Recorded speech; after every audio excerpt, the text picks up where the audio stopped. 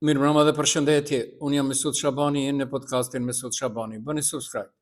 Sot është e mërkur, data është 4 muaj i 3, viti 2026, vit që po e shkelim që 3 muaj. Ndodhit në Maqedoni varg e dhi. Por, do që duken se janë me rëndësi, nga pesha dhe rëndësia e saj, dikush mundohet që t'i kthej në humor. Të ndalemi pak sonte në vlenin pak më tepër, sepse është në pushtet, parti e cila në thojza i prezenton shqiptarët, dhe kuptohet në atë që quhet gjykata kushtetuese e Republikës së Maqedonisë.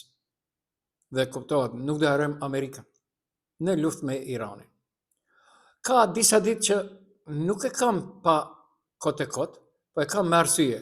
Pse nuk deklarohen dy liderët e partive politike më të mëdha në thojza shqiptare në Maqedoni?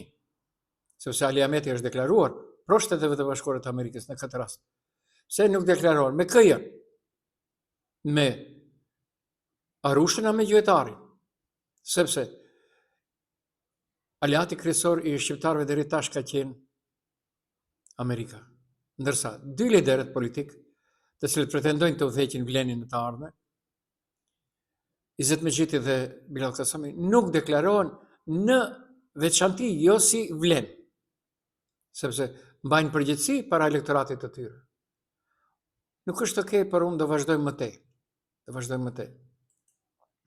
Ka dalur sonte dhe Izzet Megjiti thot, vlenin do e kemi gati për 7 dhe deri në 10 ditë. Interesant.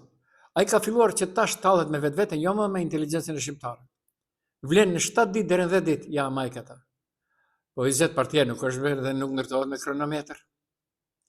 Të thuash se 4 parti do shkruajnë një subjekt të vetëm për 7 deri 10 ditë tingëllon mirë në një konferencë për shtyp, por në praktik kjo është më shumë retorikë se sa realitet organizativ. Vlen përbëhet nga lëvizja demokratike, lëvizja BES, Aleanca për Shqiptarët dhe Alternativa. Te Aleanca për Shqiptarët nuk dihet i kujt është krahu i Arben Fetajt apo krahu i doktor Ilir Demirit apo Azir Aliut. Secila prej tyre ka statut, kryesi, deg lokale, financa, detyrim ligjore dhe mbi të gjitha ambicie politike. Por kanë dalë me deklarata publike ku thonë u kemi dhënë të drejtë kryesive që të shkrijnë një subjekt. Shkrirja nuk është fjali politike, është proces juridik dhe organizativ. Duhet vendim formal i kuvendit partijake që është bë, sipas tyre, hartim statutit të ri që nuk e kemi parë, programi përbashkët që nuk është parë, ndarja e pushtetit të brendshëm që ende nuk ka ndodhur, regjistrim ligjor i subjektit të ri në regjistrin qendror që ende nuk ka ndodhur dhe zgjidhja e çështjes së pasurisë dhe financimit. Vetëm procedura ligjore mund të zgjasë me javë. Negociatat për kryetarë dhe strukturë drejtuese edhe më shumë.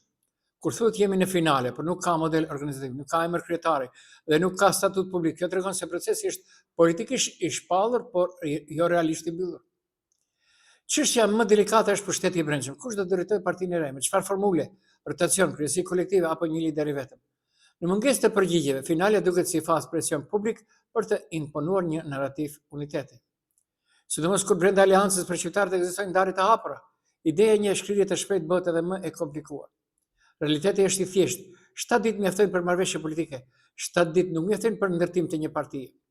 Nëse procesi mbyllet kaq shpejt, ka shumë gjasa që kemi një bashkim formal në letër, por fraksione reale në terren.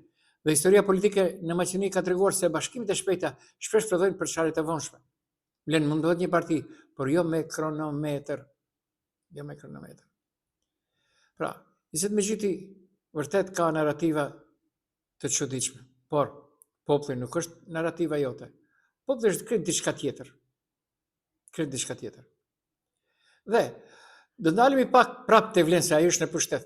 Ka dalë dhe lëvdron tash në mbrëmje për shkak të asaj se kaloi në gjykatën kushtetuese, pra u kthi prapë dhe vendosi ashtu siç ishte, sepse me ligj të gjitha prodhimet në Maqedoni duhet të kenë edhe etiketën, në të shkruhet emri i prodhimit, përbërja, vendndodhja e fabrikës e kështu me radhë dhe afatizimi.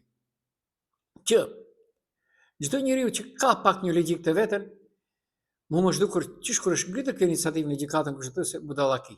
E dini pse? Sepse nëse Serbia, e cila është për momentin më antishqiptarja në terren, dhe gjitha prodhimet e veta e shkruan në gjuhën shqipe. Nuk e ka as me kushtetutë as me ligj. Por Duke ditur se tregu shqiptar përbën Kosovën, Republikën e Shqipërisë dhe pjesërisht Maqedoninë Perëndimore, si argjues më të mëdhenj të prodhimeve të tyre, ato në etiketat e tyre shënojnë edhe gjuhën shqipe. Bile kanë aty në të majt apo në të djathtë shënuar me al. Me al. Dhe më zhdukur shumë, unë kam pritur që të reagojnë prodhuesit nga Maqedonia, nga bloku maqedonas. Mirë, okay. Gjykata kushtetuese ka dalë me deklaratë se nuk do e fshi, pra gjuha shqipe lejohet të jetë prezente në mallrat e tregut, ka thënë gjykata kushtetuese sot në Shkup. Pra, gjyqtarët e hodhën poshtë kërkesën e Pepe Lugoskit për të hequr pjesë nga 69 e ligjit për mbrojtjen e konsumatorëve. Në ankesën e tij Pepe Lugoski ishte përdorur se gjuha shqipe nuk duhet përdorur në etiketat dhe dokumentacionin për cilë informues të mallrave. Turli far jurista që Braçet të Këshillska Republika thuajnë dërven advokata. Vetëm që të jetë prezent në opinion. Edhe Izet Mexhiti vetëm që të jetë prezent në opinion. Nuk është merit e tij. Nuk është merit. Thotë, u mbrojt do konfirmoj detyrimin që deklaratat, etiketat, dokumentet, produktet janë edhe në gjuhën shqipe. Kjo Izet nuk e di prej kur ti a blen e para dhe nëse blen mallra të prodhimit vendor pra nga Republika e Maqedonisë së Veriut, gati se të gjitha e kanë të shënuar. Para juve është, ju ishit në pushtet. Tash, dhe krijohet ju këtë? Okej, nuk është okej, por ne vazhdojmë më tej. Dhe unë do ndalem pak edhe diku tjetër. Ndalem pak edhe diku tjetër se vërtet më dhem dhëmbi. Më vërtet më dhem dhëmbi. Dhe do ndalem te kjo. Po, këto etiketa kanë edhe dimensionin ekonomik, por edhe jo atë vetëm gjësor. Vendimi i gjykatës kushtetuese të Maqedonisë së Veriut konfirmon detyrimin që deklaratat dhe etiketat të jenë edhe në gjuhën shqipe. Ka 3 shtresa. Dimensioni juridik, formalisht është çështje zbatimit të statusit të gjuhës shqipe si gjuhë zyrtare në përdorim të zgjeruar. Pra, në tregun e brendshëm, konsumatori shqiptar ka të drejtë të informohet në gjuhën e vet. Dimensioni ekonomik që shpesh nuk thuhet hapur, prodhuesit nga Maqedonia e Veriut eksportojnë në Kosovë dhe Shqipëri. Tashmë janë detyruar të kenë etiketa në shqip për ato tregje.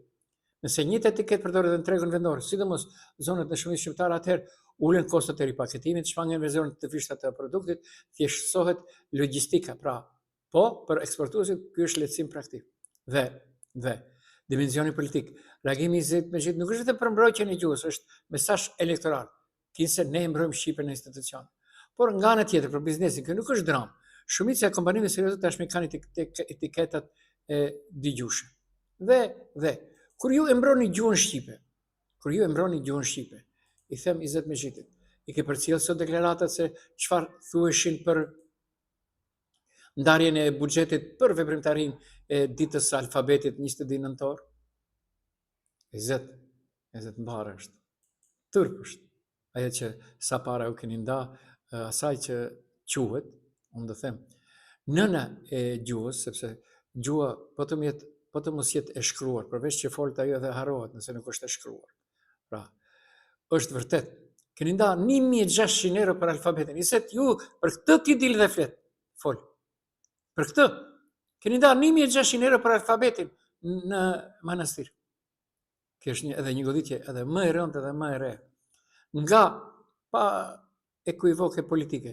Nëse vitin i kaluar fondi për 250.000 dinarë që ishte për të shënuar javën e shkronjave, u cilësoi skandalos. Në buxhetin e këtij viti, Ministria e Kulturës dhe Turizmit ka rezervuar një surprizë të hidhur për Muzeun e Alfabetit. Vetëm 100.000 dinarë janë ndarë për të mbështetur ngjarjen më të rëndësishme për kulturën dhe historinë 22 nëntore. Dhe dëgjoni tash, vërtet kjo është mos e vërtet. E di se vitin 2005-2007 kur PDSH ka qenë në pushtet, PDSH e pruri gjitha këto festa, qofshin shtetërore, qofshin vetëm për kombëtare, për një nacionalitet. Edhe festën e 22 nëntorit PDSH-ja e solli, Ermen Xhaferin dhe Mendo Thaçi. Hajde ju, pasi jeni tash në pushtet, bëni festë shtetërore. Për gjithë, jo vetëm për shqiptar. Hajde.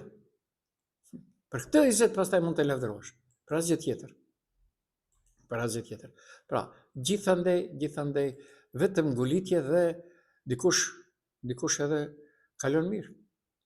Pse nuk reagoni kur gjykata kushtetuese ka hap lëndë edhe për rrugët e Tetovës që u emërtuan me emra shqip në përkthye vendimet e vitit 2007? Gjykata kushtetuese e Maqedonisë së Veriut ka hapur lëndë për emërimin e rrugëve në Tetovë nisë vazhdërzuar nga lidhja e luftarëve nga lufta nacionale shqiptare dhe antifashiste e Maqedonisë në 1941-1943 dhe sot ka marrë aminin e gjykatës kushtetuese. Dëgjoni, lidhja e luftëtarëve nga lufta nacionale shqiptare dhe antifashiste e Maqedonisë në 1941-1943. A thu ka në një ala që ka kalu 103 vjetë apo 105 vjetë? Gjë nuk ka, thënë të ta. Gjë nuk ka ndeti. Hajde reagoni tash, thuni gjykatës kushtetuese. Ata kërkojnë që kuptimi rrugëve të jetë vetëm në Maqedoni Shqiptare dhe gjuhën shqipe. Në kundërshtim me ligjin për caktimin e emrave të rrugëve, shesheve, urave dhe objekteve të tjera infrastrukturore, i cili është miratuar në vitin 2004 në Kuvend. Pra, unë do kisha thënë Bilal Kasamit, hajde regjistroni një rrugë në regjistrin qendror, jenë pushtet qendror. Hajde Izzet Mexhiti, regjistroni një rrugë, ju një në Shkupse në regjistruat në regjistrin qendror. Hajde. Hajde. Pra, nuk kemi asgjë kundër askujt, por nëse talleni dhe mendoni se dhe haj inteligjenca shqiptare në Tetov nuk e ha. Shku mbase e ha. Mbase e ha, për tash edhe Ramazani është, çdo gjë mund të ofrohesh. Pra, unë nuk jam kush e di se kushi, por mund vetëm t'ju them këtë. Është koha e fundit që partitë politike shqiptare ose të reflektojnë ose shumë shpejt, unë nuk mendoj se të presin shtatorin. Nuk mendoj. Do të ketë edhe rikonstruim të ri të qeverisë, do të ketë edhe qeveri të re, mbase në qershor do ketë edhe zgjedhje të parakohshme parlamentare. Dhe do të ketë. Do të ketë. Por është koha e fundit që shqiptarët në Maqedoni, nëpërmes partive politike, të reflektojnë janë me Amerikën apo me Iranin, sepse heshtja është barazim me atë që pajtohen. Sepse po deklarohen për njërën, nuk ka se mendojmë se në të ardhmen, jo, ata e kanë pasur për shkak kësaj, për shkak të asaj. Jo, është kohë e fundit që Izzet Mexhiti dhe Bilal Kasami si dy lider, sepse ende nuk është bërë vlen, të prononcohen, janë me Amerikën apo me Iranin. Janë me Amerikën apo me Iranin. Pra, me të drejtë, tash në mbrëmje dhe Arta Bilali, profesoresha, ligjin për mbrojtjen e këndvëtorëve miratoi Kuvendin e kohën kur BDI ishte pjesë e qeverisë. S'ka çka del lavdërohet. Dili ju mbroni atë që e thash në fillim. Ndajni shtëpisë së alfabetit në manastir. Ndajni, ja? Lekë. Mos jetë për 1600 euro. Mos jetë, okej, nuk është okej. Dhe merrni mend, Maqedoni ka mbi 90.000 veta të papune, ato kanë dalë sot në Kuvendin komunal, ministri i ekonomisë dhe Bilal Kasami dhe bëjnë skenare. 90.000 të papunë në Maqedoni. Nuk është okej. Pra, unë u kisha thënë edhe studentëve të Universitetit të Evropës Juglindore, të cilët do i përkrahin në protesta studentët e USHT-s dhe Universitetit Nëna Teresë të Juridikut, në fillim, këtë është në rregull. Shkoni dhe protestoni para selisë së BDI-s. Njerë protestoni, falni. Protestoni para rektoratit tuaj për disa ish profesor që ishin ministra, zëvendësministra kështu me radhë të juridikut. Pastaj, shkoni protestoni para selisë së BDI-s. Kur theni atje, protestoni para Universitetit të Tetovës. Protestoni. Sepse aty dolën gati të 8-7 ministrat e juridikut. Pastaj protestoni para selisë besës e cila është karshi hyrjes zyrtare të Universitetit të Tetovës. Ata janë në pushtet. U shëtiti me bateri dhe u andali Bilal Kasami, i cili u premtoi vetëm e pati PR ditor atë që u takoi. Pra, është kohë e fundit që njerëz shqiptarët të përgjithmonë fillojnë me vetveten e pastaj dalin te. Pastaj shumë lehtë është me bllokun tjetër maqedonas. Kjo është e jona, kjo është e sepse ta dini e di nga kjo nga e kaluara. PPD e kush nuk ishte në skenën politike, nëse njëra parti bënte diçka me ndërkombëtarët, delte PPD-ja e prishte apo tjetra. Dhe miru tha atër nga ndërkombëtarët. Merrni vesh e pastaj ulemi dhe bisedojmë. Për shqiptarët në Maqedoni. Dhe filmat që bën se Tetova dhe Struga bashkojnë forcat me çfarë? Me liçenin, me detin, me kodrën e diellit, me çfarë? Tek pritet që të plasin edhe shumë afera lidhur me Bilal Kasamin në Tetov.